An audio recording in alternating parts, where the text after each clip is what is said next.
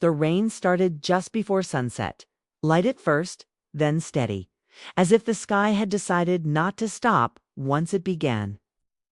Inside the house, the air felt heavier than the weather outside.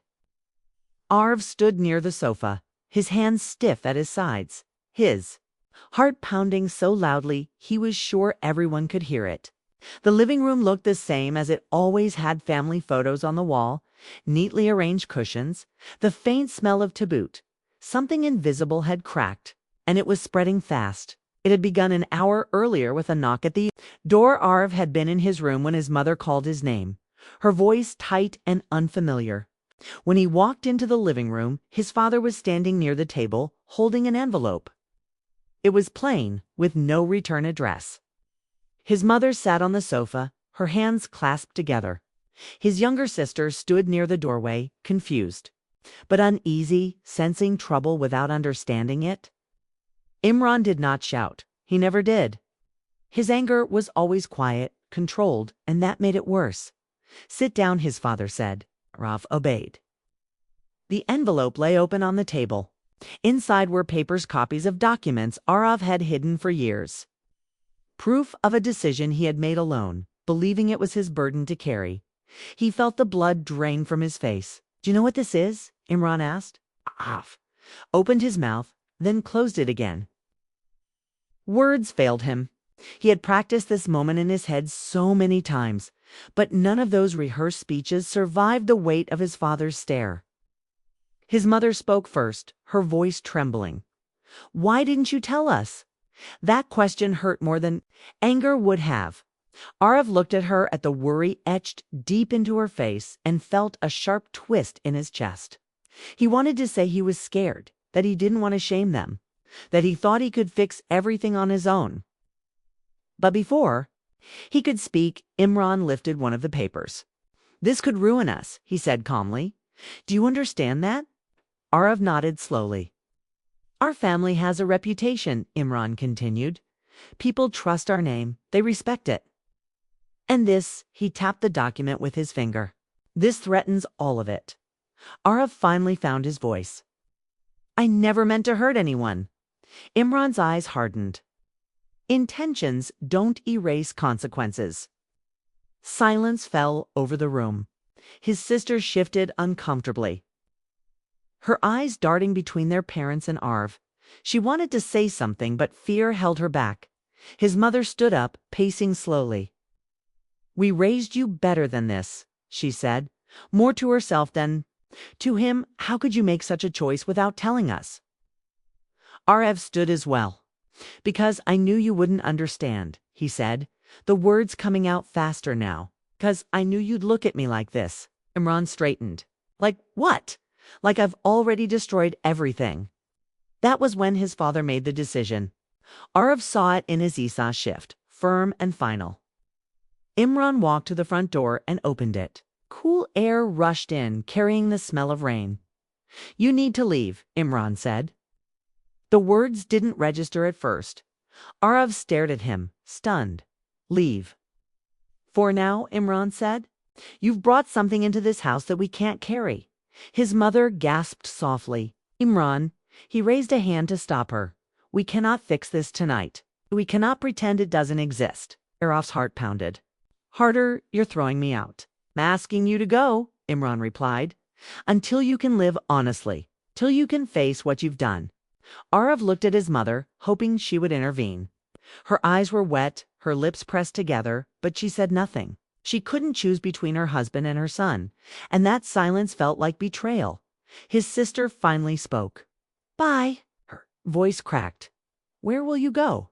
Arv didn't answer. He didn't know. He went to his room in a daze and pulled out an old suitcase. He packed without thinking clothes, a book, a phone charger. His hands moved automatically while his mind raced. This wasn't supposed to happen. He had expected anger, disappointment, maybe even distance, but not exile. When he returned to the living room, the suitcase in hand, no one stopped him. Imran stood by the door, his face set.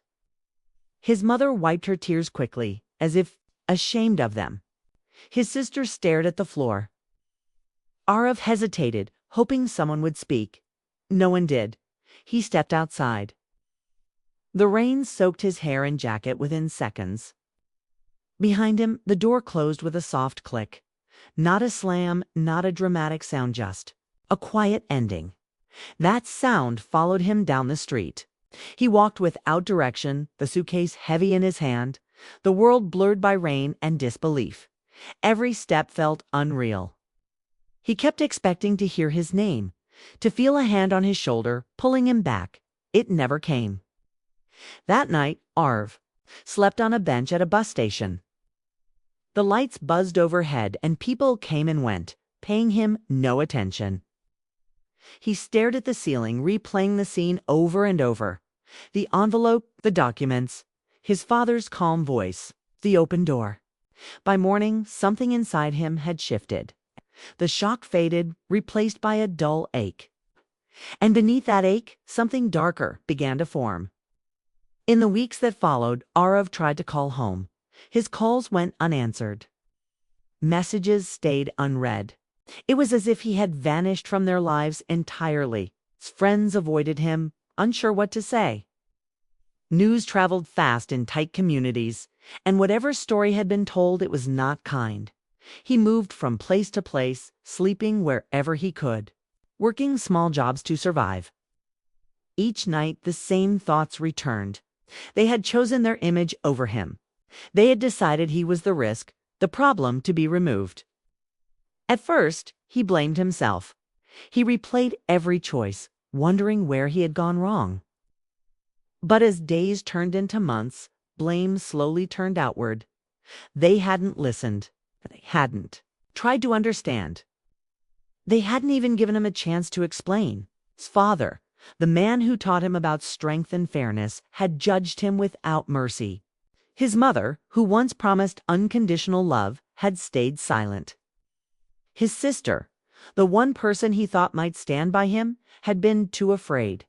Arv learned what loneliness truly meant. Yet he also learned something else. He learned how quickly respect disappeared. How easily a person could be erased when they no longer fit the story others wanted to tell. And deep inside, a quiet promise formed. One day, they would understand what they had done. Not through words, but through consequences. That promise did not make him feel better. It didn't bring comfort or peace, but it gave him direction. And for a young man left alone in the rain, direction was enough to survive. This was how Arav lost his family. Not in a moment of shouting or violence, but through a calm decision made behind closed doors, justified as necessary, framed as protection. And it was the beginning of everything that came after. 15 years passed, but the memory of that night never left Arav. It stayed with him in quiet moments, in crowded streets, in the short silence before sleep. Time changed his life, not the wound. He learned to live with it, to move forward, without looking back too often, but the past always followed a few steps behind. Arav now lived in a city where no one knew his family name. That was by choice. He rented a small apartment on the 4th floor of an aging building, its walls thin and its stairs narrow. Its place was modest, clean, and quiet. Suited him. He had built his life from the ground up, without help, without forgiveness, without answers. His days followed a strict routine. He woke early, exercised, ate simply, and went to work. He worked in compliance and risk management for a private firm, a job that required careful thinking and attention to detail. He understood rules, systems, and how people bent them. He had learned those lessons the hard way. At work, Arav was respected, not admired loudly, not celebrated, but trusted. People came to him when things went wrong, when mistakes needed to be found and fixed quietly. He spoke little, listened more, and kept emotions locked behind calm eyes. No one there knew his story. At night, however, the past returned. He often sat by the window, watching traffic lights change below. His phone rested in his hand, heavy, with things unsent. Over the years, he had gathered information without meaning to at first. Old contacts, public records, conversations overheard at events he attended for work. His family name surfaced more than once. Imran had done well after Arav left. He rose higher in his field, praised for integrity and leadership. People spoke of him as a model figure. Arv listened from a distance, jaw tight, hands clenched. The world had rewarded the man who threw his son out to protect his image. At first, that knowledge burned. Later, it sharpened. Arv did not seek revenge openly. He told himself he had moved on, but he couldn't ignore how often his thoughts returned to one idea: balance. Things felt unfinished. A scale tipped too far in one direction. He began to look closer, quietly, carefully. What he found surprised him. His father's success was built on choices that lived in gray areas. Nothing illegal, nothing loud. Compromises. Favors returned. Silence traded for support. It's the kind of decisions people justified as necessary to protect families, businesses, reputations. Arav understood those choices better than anyone. Each discovery felt like proof. Proof that his father had not been as pure as he claimed. Proof that the line Imran drew all those years ago had never truly existed. The thought settled in Arav's mind. If the truth came out, it would destroy the image Imran valued more than his own son. That idea took root. At the same time, another voice spoke just as clearly. A quieter one. It reminded Arav of nights spent studying by candlelight when the power went out. Of his father bringing him tea during exam weeks. Of his mother sitting beside him when he was sick. Of his sister's laughter filling the house before silence replaced it. Those memories confused him. They weakened his anger. And he hated them. For it, he tried to bury that voice with work, discipline, success. He pushed himself harder, climbed faster, earned more. On the surface, his life looked complete. Inside, the question remained unanswered. Was revenge justice, or was it escape? Then, one evening, the past arrived without warning. Arav had just returned from work, his mind tired, his body ready for rest. He set his keys down, loosened his tie, and was about to pour a glass of water when someone knocked on the door. The sound froze him. 3 sharp knocks, firm, familiar. His heart raced as he moved toward the door. He didn't know why, but he already knew who it was. When he opened it, time folded in on itself. Imran stood there, older than Arav remembered. His hair had thinned, his shoulders sloped forward. His eyes, once sharp and certain, carried exhaustion. Beside him stood Arav's mother, her face lined with worry. Behind them was his sister, no longer a child, but still carrying the same nervous expression. For a long moment, no one spoke. Ara felt nothing, then everything. We didn't. Nowhere else to go, his mother said softly. Arav stepped aside. Come in. They entered his apartment, looking around as if trying to understand the life he had built without them. Imran remained standing, hands clasped. His mother sat carefully. His sister hovered near the door. They spoke in fragments at first. Apologies that weren't quite apologies. Questions that avoided the past. Arav listened, his face unreadable. Then the truth surfaced. Imran's position was under review. Rumors had spread. Allies had withdrawn support.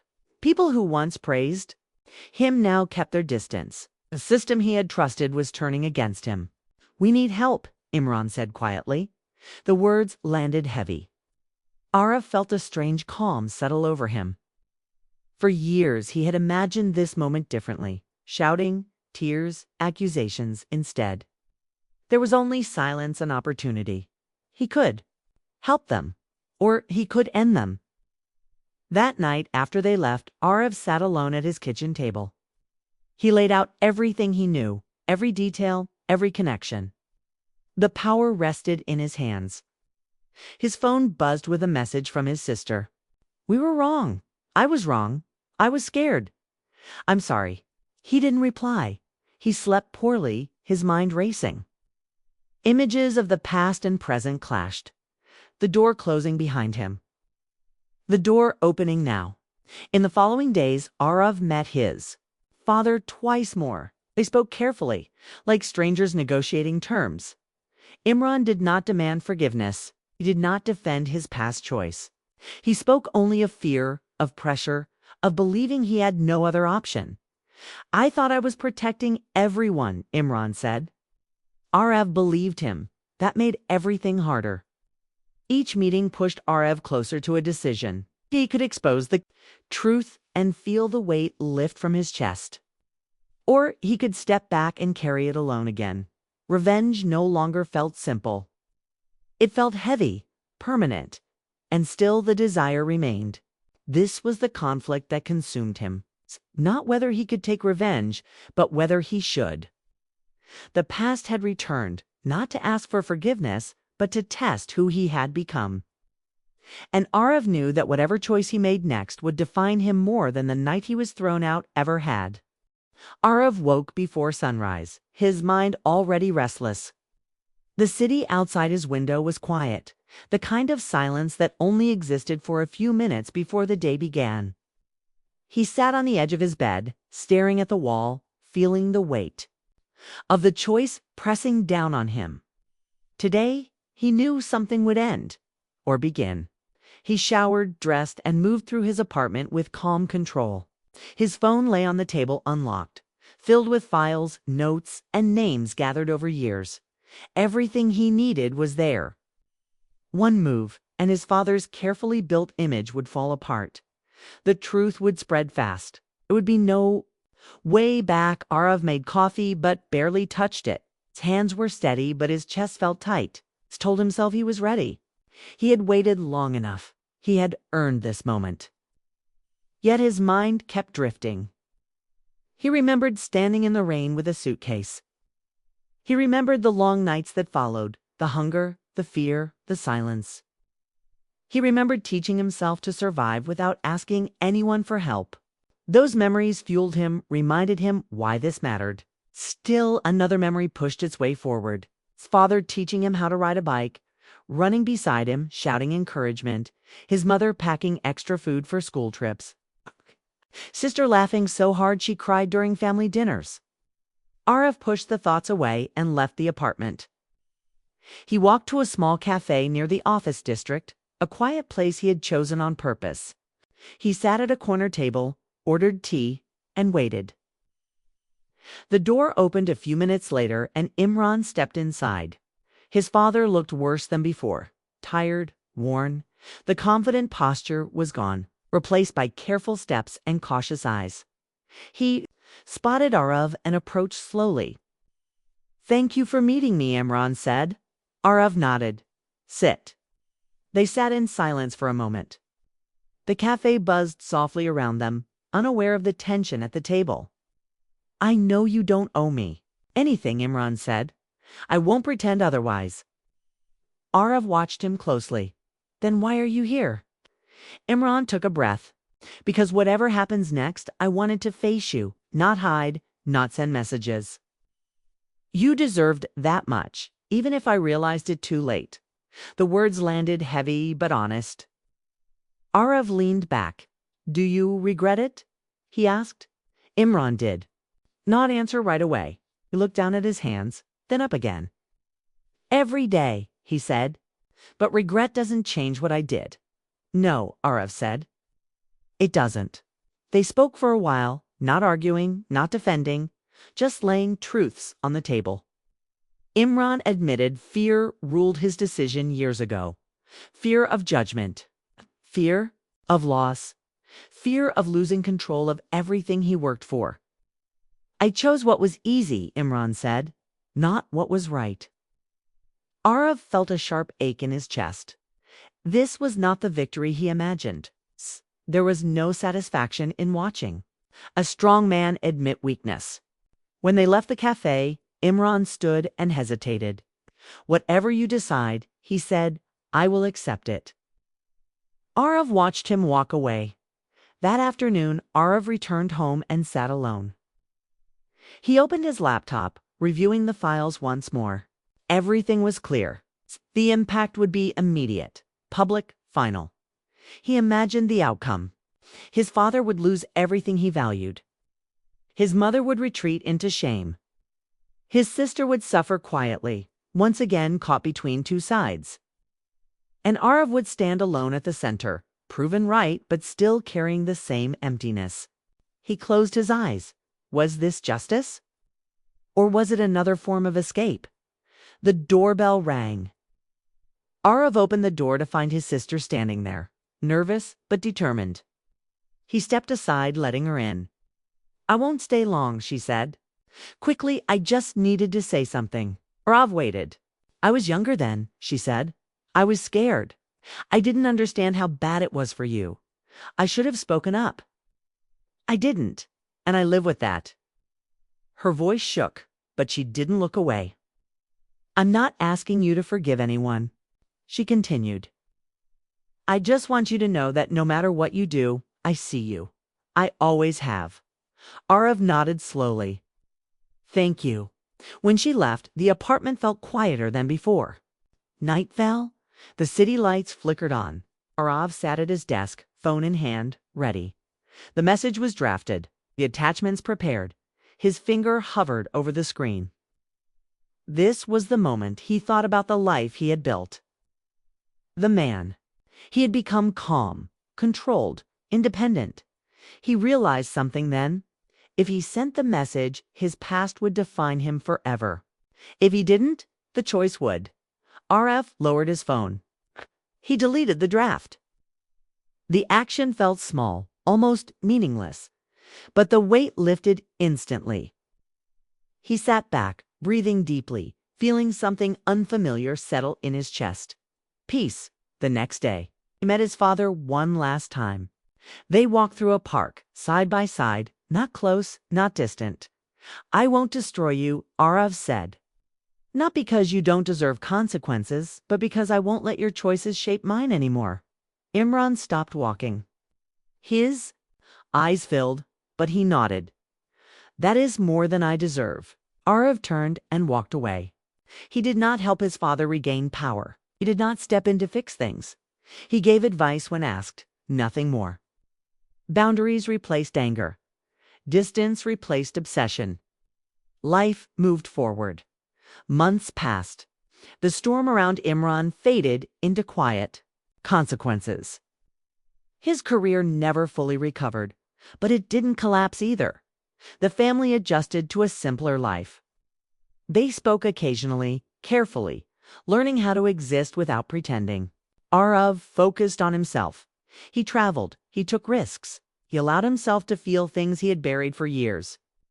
The urge for revenge faded slowly, not disappearing overnight but losing its grip. One evening, standing at his apartment window, Arav realized something important. Revenge had promised him power. Letting go gave him freedom. The betrayal would always be part of his story, but it was no longer the ending. And for the first time since that rainy night long ago, Arav felt like he was finally home within himself.